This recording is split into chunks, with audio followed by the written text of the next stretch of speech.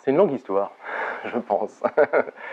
Tout petit déjà, tout petit déjà, j'avais des conversations avec un ailleurs, autre chose.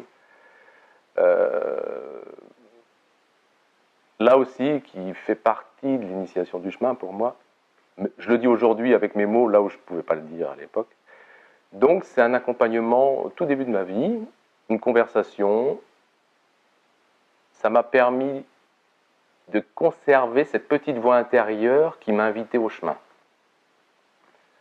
Mais dans cette histoire avec Dieu, dans ce rapport avec Dieu, il y a eu bien des épisodes. C'est un peu comme dans la série actuelle, il y a eu la saison 1, je ne sais pas à quelle saison j'en suis, mais parmi toutes les saisons, il y a celle où j'ai tourné le dos à Dieu.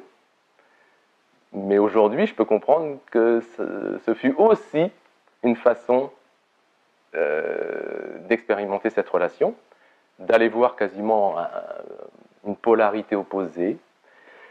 Il faut de toute façon s'ouvrir à ce qu'on ignore pour cheminer. Donc ça fait partie de ma relation à Dieu. Alors, dans relation à Dieu, je ne sais pas comment je pourrais le nommer aujourd'hui, parce que Dieu étant presque connoté, enfin voilà, c'est difficile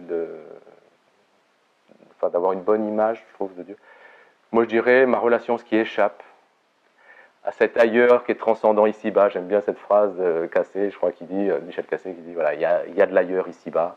Bon, voilà, il y a plein de façons d'en parler, mais tout ça pour dire que ça échappe à toute institution, pour moi. L'humain est libre dans sa relation avec ce transcendant qui infuse notre réalité, et que c'est ça qui vaut. Et pour moi, c'est ça la quête spirituelle. La quête spirituelle, et comment je fais l'expérience de cet ailleurs ici-bas, de ce qui échappe là dans ma réalité. Il y a une expérience pour moi à faire dans cette relation intime. Alors voilà, après, effectivement, il faut nourrir le mental, parce que le mental, il ne se satisfait pas de ça, donc on va nommer les choses, mais le principe étant celui-là.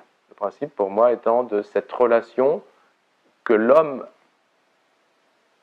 je dirais, a besoin de réinitialiser, c'est-à-dire qu'il la perd petit à petit, et donc il a besoin de réinitialiser, pour moi, cette relation à ce qui lui échappe. Et faisant cette expérience de cette relation à ce qui lui échappe, en fait, il va s'apercevoir que lui-même, ça le permet de se révéler.